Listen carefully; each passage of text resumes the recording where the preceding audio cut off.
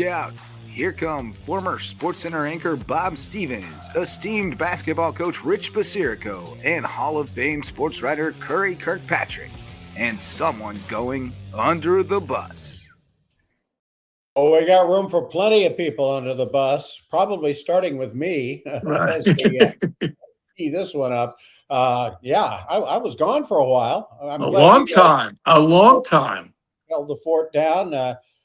When I left, Seattle was going to win the Super Bowl. When I got back, Seattle won the Super Bowl. So not a whole lot changed. Arizona still hadn't lost a basketball game. Let's see. Carolina actually won a basketball game. That's right. Hey. All right. We'll talk about that a little later, I'm sure. And tonight, Arizona might go down as we tape this on a Monday after the Super Bowl. But the Wildcats play at Kansas, so we'll see in the fog. We'll see how that all works out. We got to start though, of course, with the Super Bowl. The dark side comes out, wins the Super Bowl. The defense of Seattle, just unbelievable. The Super Bowl, awfully good. Quick shout out to my old friend Mike Tirico. Did a terrific job, I think, of managing his first Super Bowl. I read somewhere today that they thought he was the best quarterback in the game last night. and Sam Darnold, the first USC quarterback to ever play in a Super Bowl. I thought that was bizarre. Yeah, that's amazing. How about that? Thoughts, guys? Who goes under the bus from the Super Bowl? Ooh, go ahead, Kurt. Start it off. I guess my boy Drake May from the University of North Carolina has to go under. He did not have a good game, but I don't think a lot of it was his fault. I didn't understand why the New England coaches didn't change something after they saw that they were going to get blown out. I mean, it was obvious at halftime they were the lesser team. And I don't think it didn't seem to me that the offensive coordinator changed anything in the game to try to protect May. I don't know how the Patriots won 14 games with those two rookie offensive linemen. I mean, they were just overwhelmed. They looked like Division II players. They didn't look like NFL players in this game. Well, that's what I think May really, everybody's talking about what a poor game he had, but he was sacked 6 times. I mean, 6 times. And they came after him. That's the thing I love about their defense. They don't just sit back and hope they can cover in the secondary. They came after him multiple times, and it paid off for Seattle's defense. When you look at his stats, I mean, I know he had 3 turnovers, 2 interceptions and a fumble, but he was 27 for 43 for 295.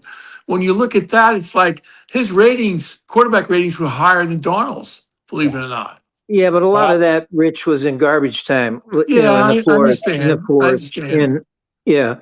But I mean, I just go back to the left side of that line, and Collinsworth kept pointing out, and they kept showing this guy getting run over by the Seattle defenders. He just got run over. I mean, it was just. I don't know why they didn't substitute. Yeah, and they didn't have any. And also, they came out all today. I read that May had a shot to his shoulder before the game because his shoulder was still bothering. A lot of passes, like that one interception, he underthrew the guy by 5 to 10 yards, and he had the other passes where guys were wide open that he missed. So I think the shoulder on top of the offensive line, which just didn't help him at all. Yeah. How do you think the Patriots played what was publicized as the worst schedule in 25 years? Do you think that had any, I know the playoffs, they play a couple of good teams, but Denver didn't have their starting quarterback. Do you think that they come up against this tremendous defense in the Super Bowl, and they just didn't look ready? I wondered if playing that soft schedule had anything to do with their unreadiness. Do you know? Do you think? Yeah, I think so. I really do. I think the competition, when you play average competition and below, and all of a sudden you get these really strong teams. Obviously, Seattle's defense was tremendous all year long. They ranked number 1. Curry, I think it does make a difference. If you're not playing the top caliber and it's not their choice. They don't make up their own schedule. No, So I know, it's I the know. schedule given to them. But the teams that they played, you're talking about the Jets, Miami in their own division. I mean, come on. And that really, I think it does hurt them because now all of a sudden, especially for a young quarterback. Yeah. Flip that over on the other side, though. Seattle seemed like every time you turned on the TV, they were having to play the Rams or the 49ers, Yeah. or somebody really good. That's right. So they were boy, the 3 games they lost this year by a total of 9 points.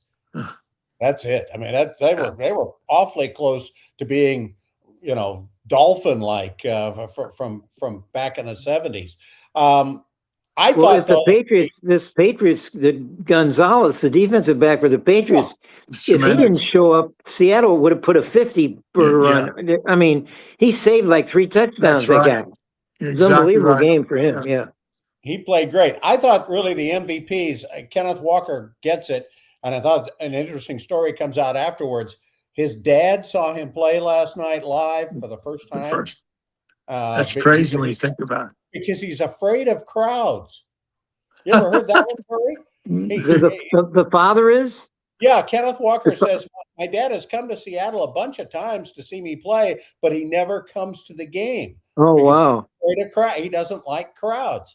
Wow. Well, Walker started out at Wake Forest. He played his first 2 years at Wake Forest before transferring to Michigan State. And of course, Wake Forest didn't get any crowds. So I wonder if his father saw him play there.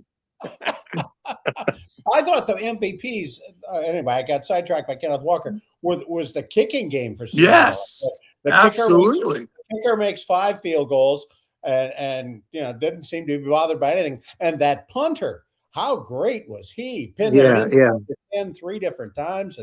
And he gets paid. He is the highest paid punter in the league. Wow. $4 million a year. And he deserves it. I mean, when would you ever say, "Hey, the punter is worth his money"? Is he from Australia? I think so. Or some? Yeah. Australian football rules. Did you guys ever thought that maybe Myers might get the MVP of the game? Did you think there was a shot of that? I never thought the kick. No, you're not going to give it to the kicker.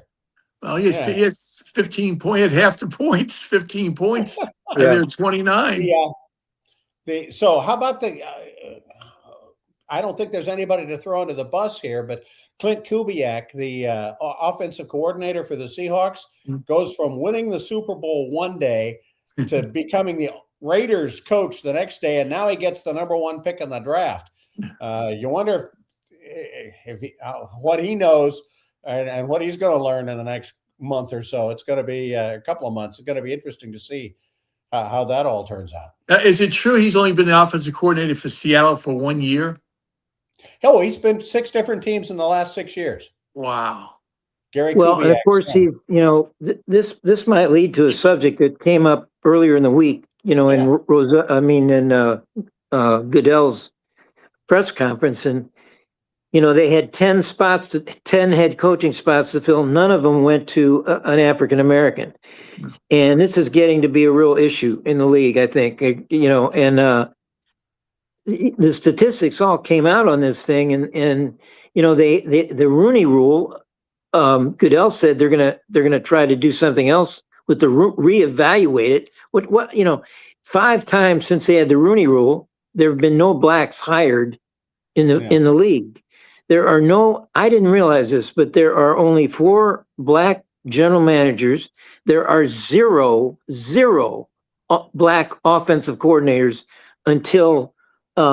What's his name came back to Kansas City? Bieniemy came back. I didn't realize there are no black guys running the offenses in the league.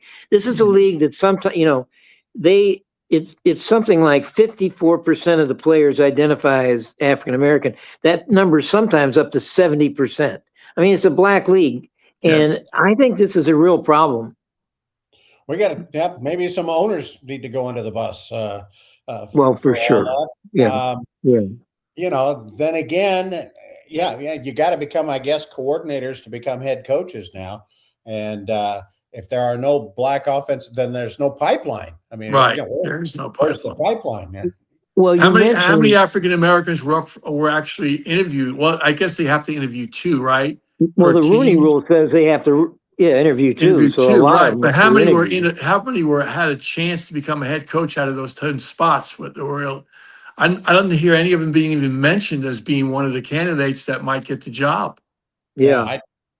I don't Well, think you I. mentioned, Bob, you mentioned Kubiak. I think the nepotism is alive and well in the NFL. I mean, Kubiak's dad, of course, it's Gary Kubiak, who was a Right. Super Bowl coach at Denver. But one of the other the late hires, one of the last hires, was Mike LaFleur, who was where at he goes to the Cardinals. Yeah. Right, And he was the Rams. he was with the Rams. He's the brother, of course, of Matt LaFleur, who's at Green the Bay. the Packers. So I mean, if you have a brother and you have a father that's in the NFL, you got to get a pretty good shot.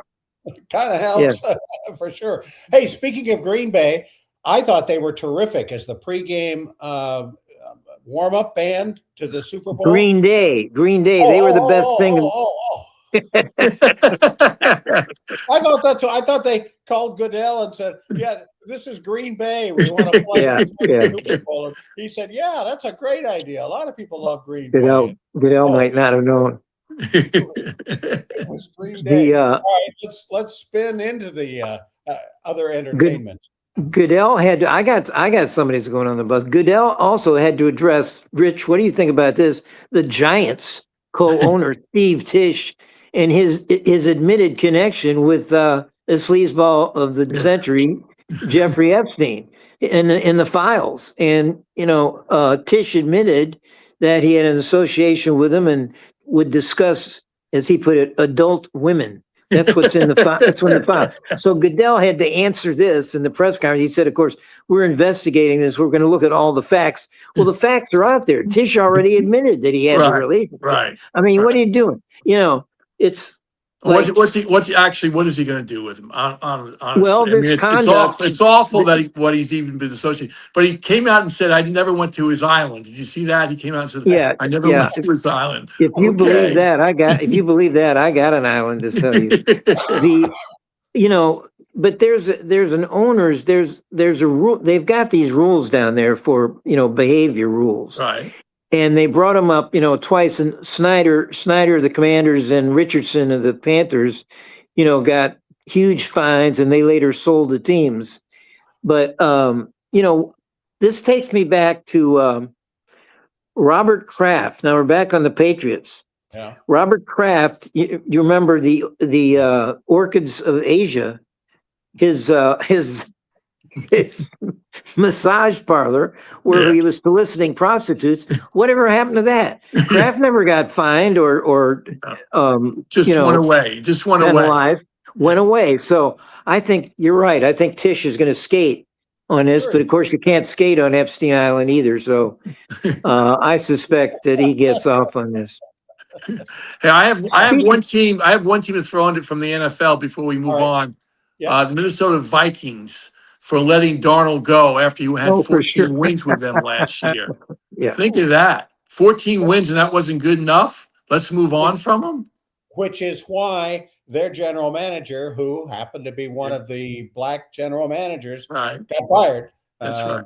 Probably one of the reasons why. Yeah. Is that. What are the Vikings going to do now at quarterback? And they were counting on a quarterback who was a rookie who was injured his knee his first year. He never threw a pass in preseason. He did, but not in a regular season game. That's the guy you're counting on. You're going to let a guy who's won 14 games for your team to go. Does that make any sense whatsoever? Zero. It does not. It does not. I called Curry last night during the game to try to get a translation of the halftime show. Curry, I don't know why you didn't pick up the phone, but I love my boy Bad Bunny. Great halftime show. I loved all the people that showed up. That didn't even get noticed. But did you think it being in Spanish was a problem? I'll tell you what I thought. I walked out of the room. I didn't watch 1 second of it. Oh, come on, Rich. I did not watch 1 second. Sorry. It was kind of a historical perspective of Puerto Rico and all their cultural deals. But among the guests, he had Lady Gaga sing. Yeah. He had Ricky Martin sing.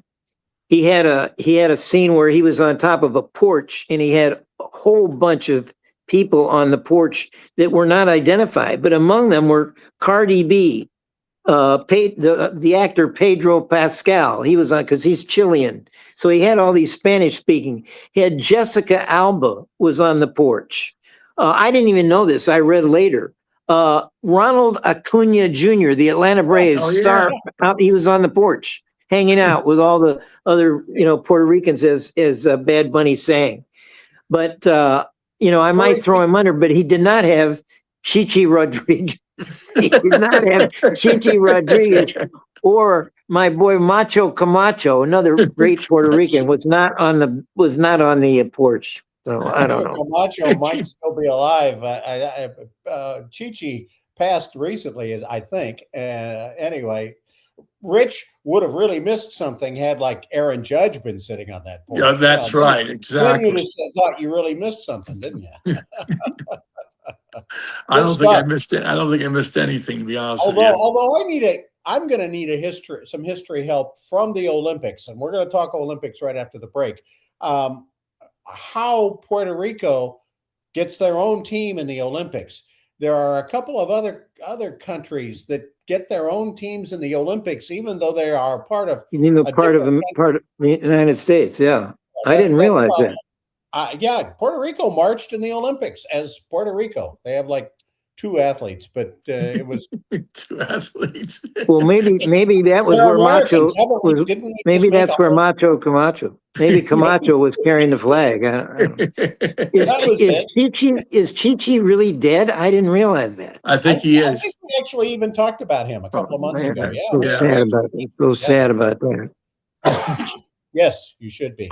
Before we go, any other Super Bowl stories? Are we done with the Super Bowl? We want to talk Olympics. Well, next? I'm a little tired of Tom Brady. I'll tell you that. He came out.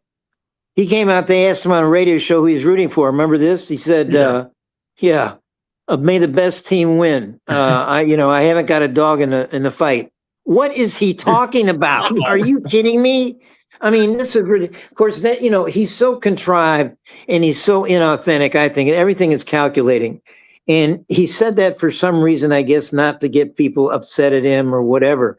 But then the public outcry came up. Even his teammates said, and then he changed. Then he said, he sent a message to Kraft saying, RK or something, I got you. We're going to get number 7. So he totally switched horses. I mean, I'm getting real tired of this. Brady, but and people that defended him said, well, some former players aren't that hot about their teams. Can you imagine Joe Montana coming out if the 49ers are in the Super Bowl and saying, well, I don't have a dog in the fight, or Dan Marino with Miami, or anybody? I mean, it's just ridiculous. I thought it was ridiculous. Who got the biggest cheer of anyone at the entire Super Bowl last night but Joe Montana? I think Jerry Rice might have beat him. He came right after. He came right after him. Yeah. Probably because the 49ers are trying to figure out how to get Rice to come back and play some more because they lost all their wide receivers this year. Montana looked a little old, though. I got to tell you. He did look old. He sure did. Well, he is old. He is old. Come on. He's 69. He's 69. He's younger than we are. Yeah. He couldn't make it on this show because he's too young. We're going to come back and talk Olympics next. Under the Bus, brought to you by Hudson's on the Docks. Great Hilton Head restaurant, hudsonsonthedocks.com.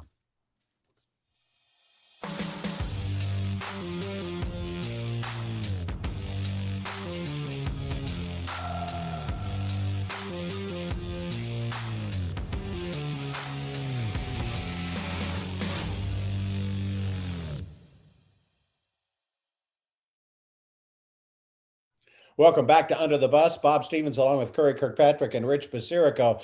I guess the early story from Italy, from the Olympics, other than Puerto Rico marching and Andrea Bocelli I think Andrea Bocelli gets the gold medal from the opening ceremonies ahead of your nominee, Curry. Mariah Carey. That was a total blowout. But Shelley over Mariah Carey. I mean, you got no chance. She was again awful as usual. But I'd like to ask a question. What is she doing in Italy? What is her connection to Italy? None there's whatsoever. No connection. Except unless she's been married and dated a ton of guys. Maybe some of them were Italian. I know.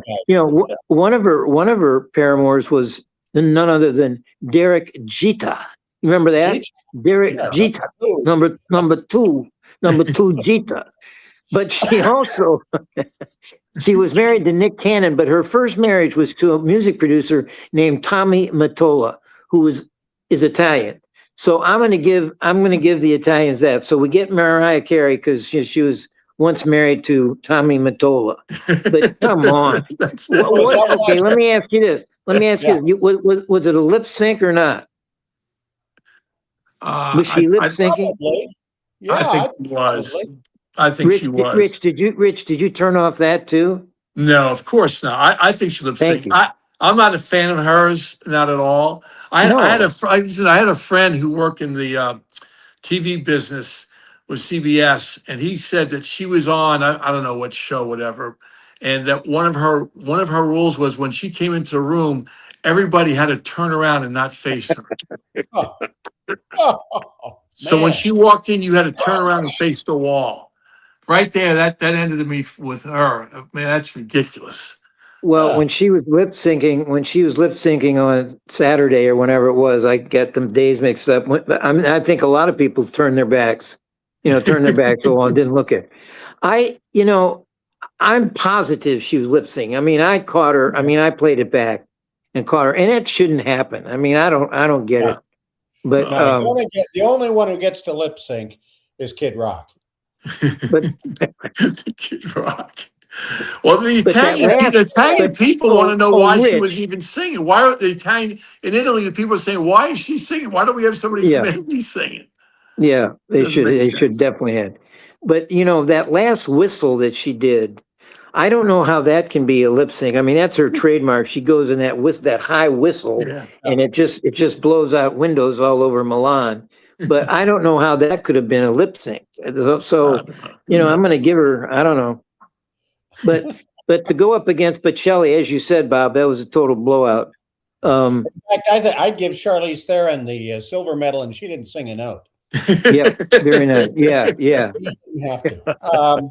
Hey, look, with the competition, I got my new favorite sport, mixed curling, going on behind us here. That's pretty exciting stuff. Lindsey Vonn, should she have even? It's terrible. That's terrible. She's 13 seconds on the slope, and she went down. It's so sad. I mean, for her, to the training she did, she's 41 years old, and to come back and train like that. And of course, she tore her ACL in a practice run, and then all of a sudden this happens. I just feel for her. I mean, think about how much time and energy and commitment and your work ethic for 4 years leading up to this, and then you last on the slope for 13 seconds before you go down. Yikes. My nephew was a junior Olympic skier and went into the ski business, worked for Rossignol, and he was kind of, when Lindsay was at her height, he was kind of her gopher guy with skis and equipment, and he was on the hills with her everywhere, and he just loves her, says she's a spectacular human being. But he did say, he always told me this, that her ego is unbelievable. These downhill skiers have to have it. They're all crazy. They're all crazy. You got to be crazy to be a downhill. But I have a different take on this thing. I think that after she damaged her knee in the practice run, I mean, I can't believe that her doctors and her trainers and everybody else told her, this is not going to work. I mean, you can try this, but it's not going to end well, because it just, and she said today, she came out with a statement late today and said that knee problem had nothing to do with her crash in the real event. It didn't. She hooked the pole. Yeah. Right. But she's favoring that. She's favoring that right knee the whole whole practice runs. I mean, she wasn't really, going all out on it. And I can't believe, I just think she did this I think she knew in the back of her, in her heart that she just wasn't going to finish this thing. She just wanted to do it because she's Lindsey Vonn. And I hope that this isn't a, permanent injuries now, this last thing that she did.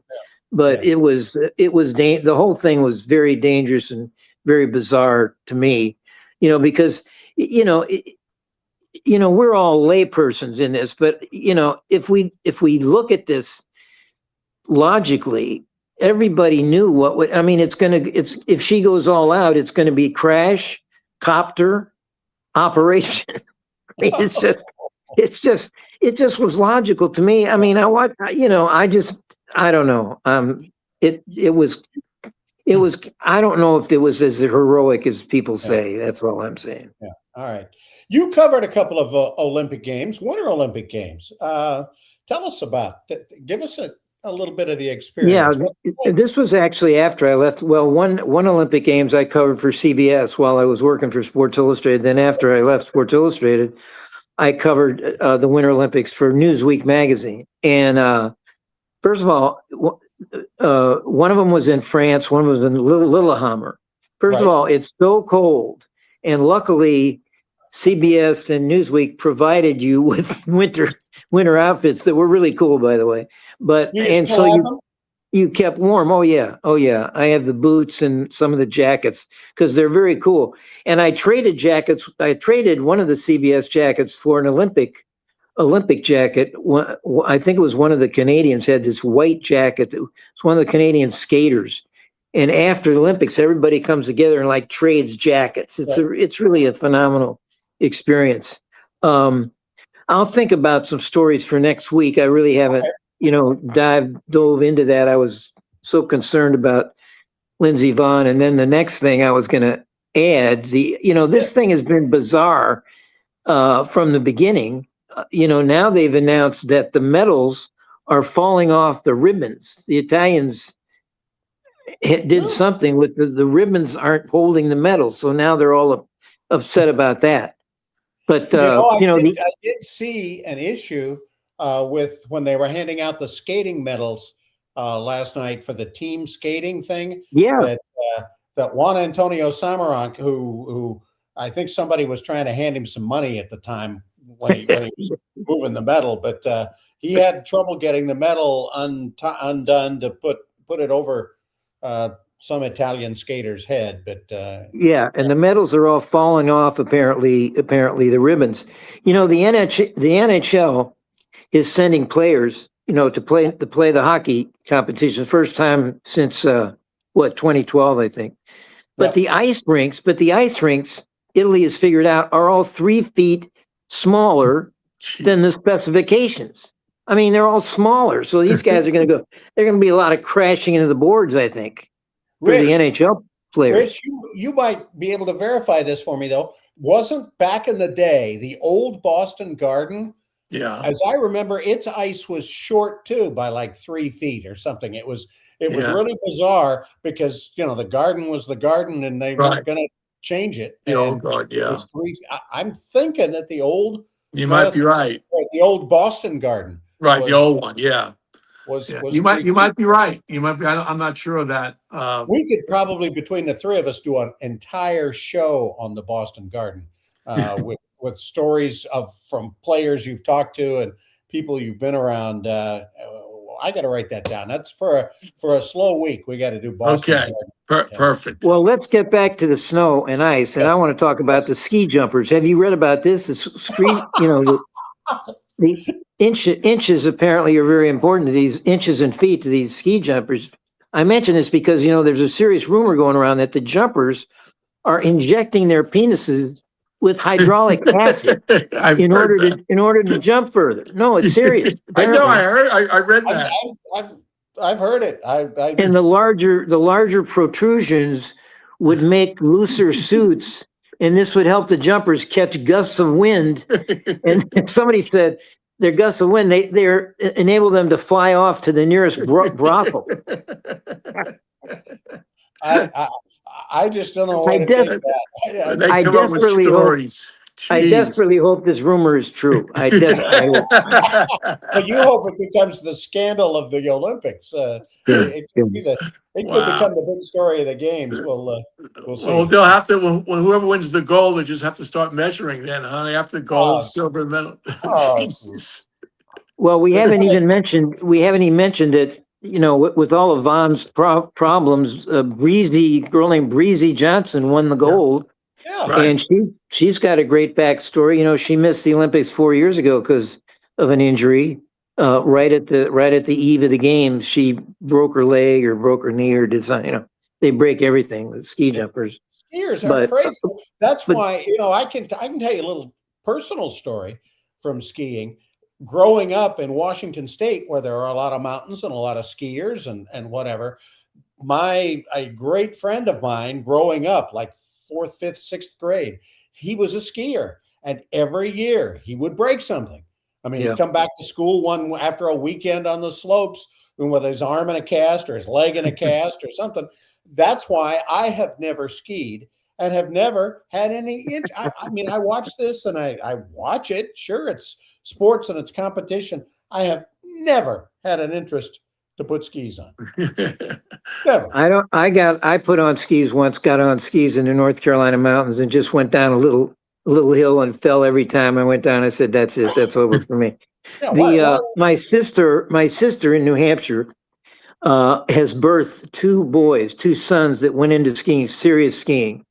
And as I said, one of them went on to work for Rossignol. He could have, he was an Olympic prospect until he broke everything in his body. I mean, he's a wild man anyway, going down the hills.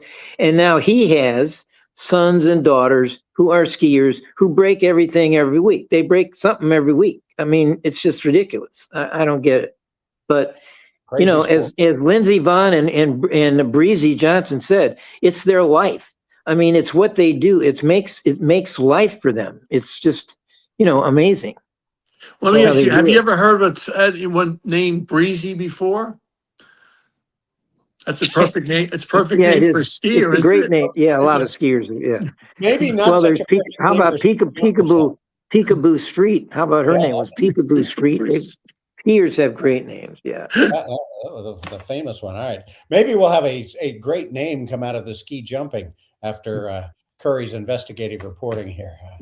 Well, let me get back to the ice skating, which was the big deal, the big deal over the weekend. Team skating, men and women. The scoring is so complicated. I won't even go into it. But we ended up tied with Japan going to the last skate, the two guys, right. and we were tied because our young phenom, the quad god, he calls himself Ilya Malinin, calls himself the quad god. He's got all these curly hair. He reminds me. You remember the child evangelist Marjo? He reminds me of Marjo. You remember that long time ago? Wow, Marjo. Let's dust off some cobwebs. Yes, I do. Yeah, Marjo was later admitted his whole life. I remember he later admitted his whole life was fake, and he was married 5 times. Once to Candy Clark, who got nominated for an Oscar for the greatest movie ever made, American Graffiti.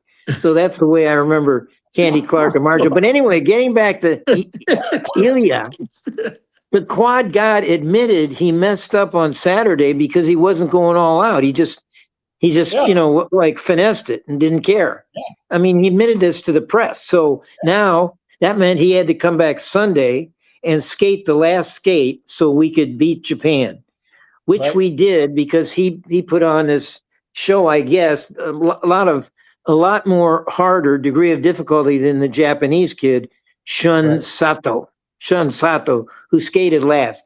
Listen, Malinin, the quad god, fell down. I mean, he fell down. He went to his hands on his. I don't know why that isn't penalized more, but he ended up, beating Sean Soto by a few points. Because he's the quad god. He's the only guy who can go around 4 times. So I think Sato got totally screwed. Why did none of those skaters ever get dizzy? They never get what? Dizzy. Going around and around and around. I know. I mean, the sit spins and the all of the other, they never get dizzy. You know, Yeah. I can get dizzy getting up from this chair and going out. That's right. That's right. That's I right. don't get it. Hey, we got a lot of college basketball to talk about. I know with you guys love that. We got that coming back. We got to do that because we're pressing on time tonight. We'll take a break, come back, talk some hoops. We haven't talked any politics tonight, and that is terrific. We're doing great. Let's keep up the good work. Under the Bus, brought to you by Hudson'sOnTheDocks.com.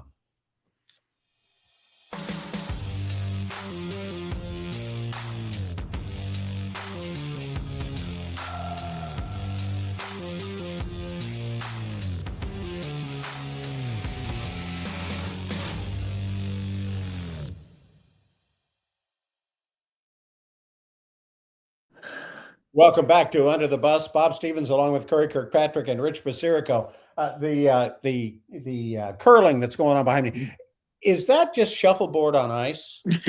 I think so. I saw that today. I'm thinking, what kind of athlete? How good of an athlete you have to be to do curling? Well, Curry covered the Superstars. Weren't there curlers in the Superstars back? No, there were no curlers there, but I only watch curling if Snoop Dogg is going to be involved in it. Has he been out there yet? Because he's at every event. He's at every event. He's the quad god. Yeah. How crazy is that? All right, college hoops. Arizona's going to go down on Monday night in Kansas. You think? You think? You're picking it. You're picking it. I'm picking Arizona. Kansas at home with something to play for. Oh yeah, okay. That's only if their star Peterson plays more than a half, because sometimes he takes himself out of the game. It's a very puzzling situation, Rich. Don't you think? That kid Peterson. Yes. You see him play. Some of these games, first of all, he is a terrific player. He's probably going to be the first draft choice. I mean, he came in the other night. Who was it against? He had a bad game. He wasn't playing much. He came in the last 5 minutes. He made a 3 to tie the game, and he made a 3 to win the game. Yeah. It's like he can just do it whenever he wants. He's a terrific player. He is a terrific player. But I tell you, I don't know if I'm the NBA team picking number one, do you pick a guy that's always hurt? He's taking himself out of the game. I mean, that's your number one overall pick. You're going to pick a guy that his track record is he gets hurt. How many times has he played a full game? Not many. I mean, and it's amazing. He takes himself out. The game's on the line, and he's walking to the sideline for whatever reason. I don't know what it is. He's not mentally tough. He's a great unavailable. player. Definitely Unavailable. There you go. But when he does play, though, when he plays, they're a Final Four team. They're a Final Four team. Yeah, they really are. And but talk about Curry. I keep watching Arizona and remembering that when they get to the tournament, they always lose early. But this team seems too good to lose early to me. I mean, they got 3 freshmen in starting lineup who probably are NBA lottery picks to me. I mean, the guard that nobody ever talks about named Barrios is terrific. Of course, Koa Pete is their star in front, but I wouldn't be surprised if they withstood the Kansas home crowd and won the game. I think they can. I think they're much better, and I shouldn't say much better. That's not true. I think they're better than Kansas, and I know Kansas. Looking back on some of their records, when they play top 5 teams, as good as they play at home, their success against top 5 teams has not that good. Maybe 500 or something like that. But talking about freshmen, when you rely on freshmen so much, in the tough games, sometimes they don't show up. Like, for instance, Illinois against Michigan State. Curry, you're talking about fears and having such a great game, and they won in overtime. But Illinois, their freshman guard, who in his last 4 games is averaging 27 points a game in his last 4 games. Wagler.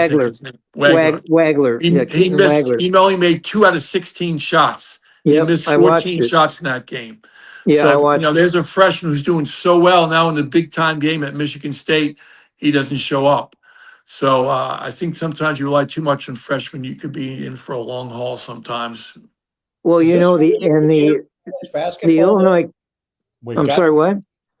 Is this a really good year for college basketball, though? Because we've got some teams. Yes. Oh, I playing think so. at a Oh, level. without a doubt. I mean, without a doubt. Look at Curry's the Tar Heels. What they did Saturday night against. You got to throw Duke under the bus for letting that guy hit a 3 at the buzzer.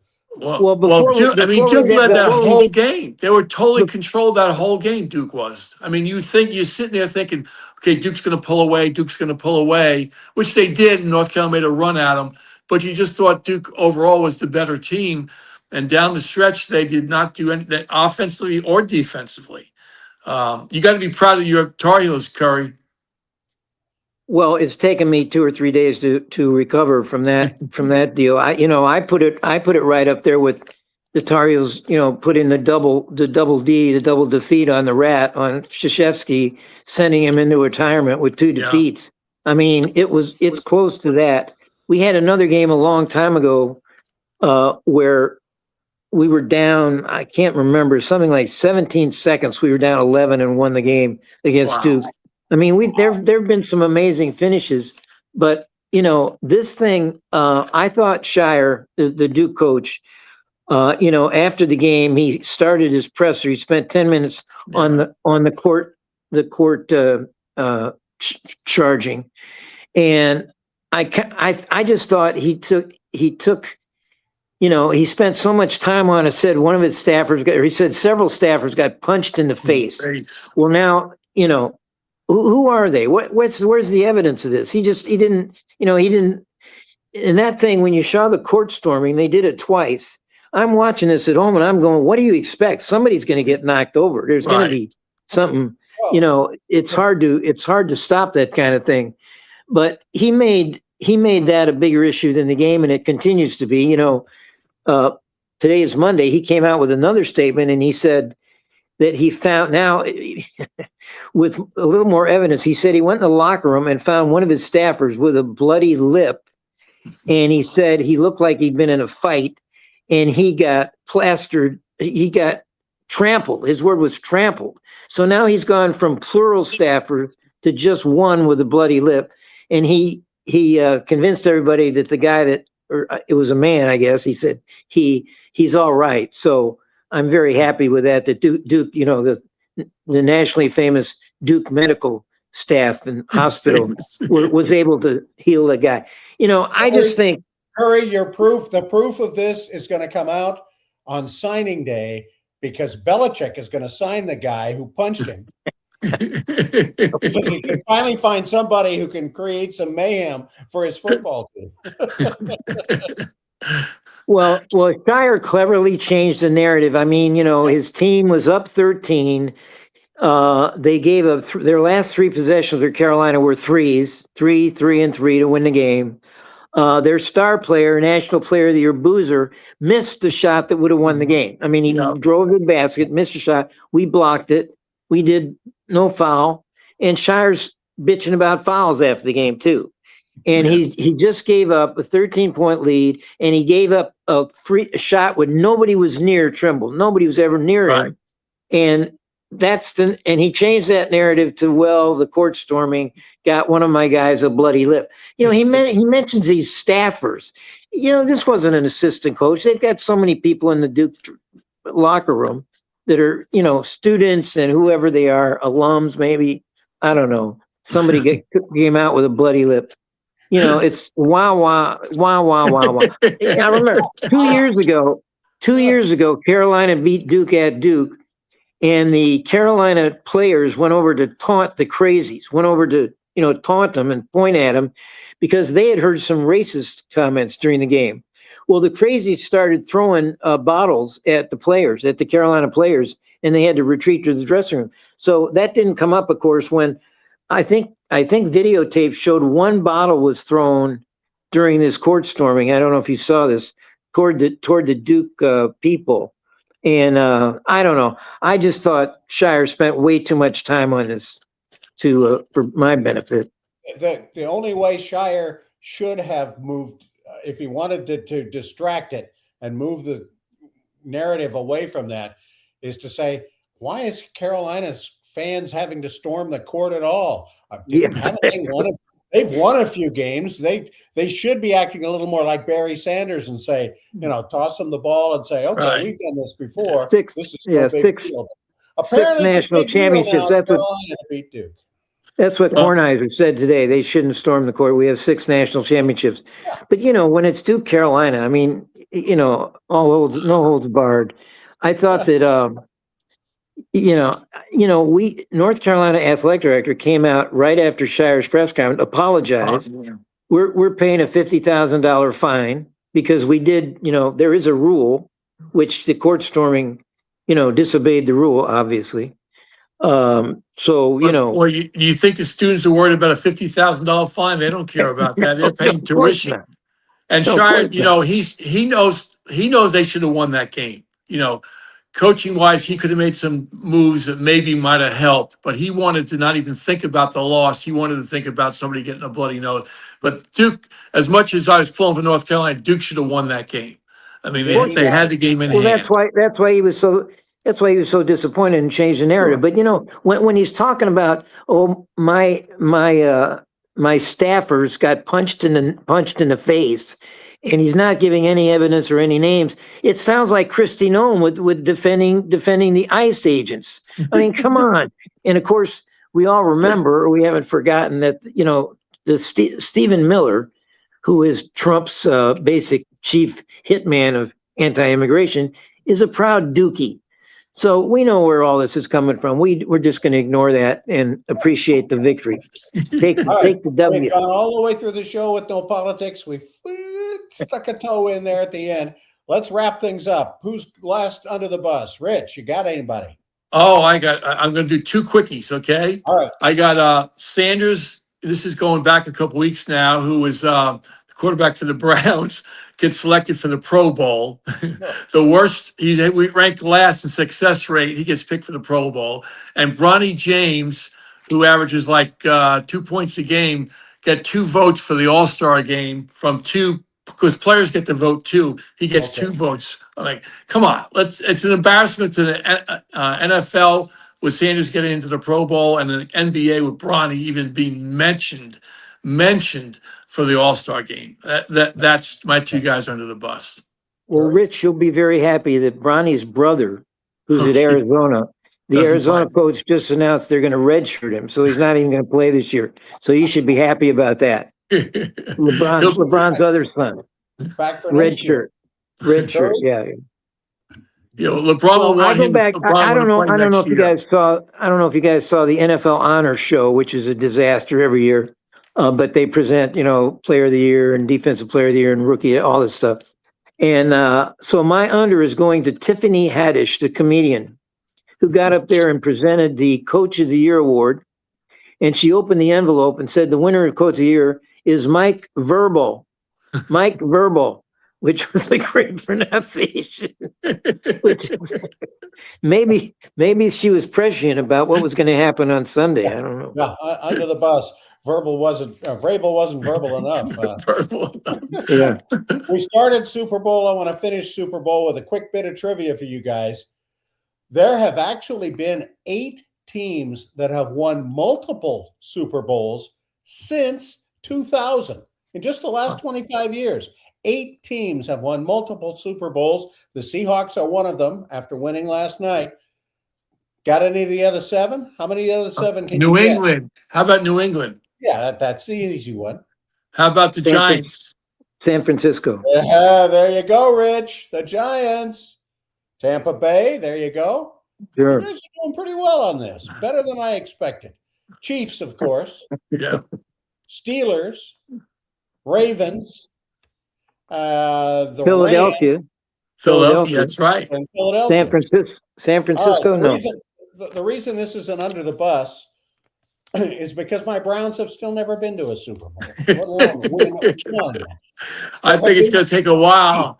There have been 60 Super Bowls. The Browns have never been to one. In fact, they're working on building a new stadium in Cleveland, and they're talking, gee, maybe we could host a Super. They're going to host a Super Bowl before they ever play in one.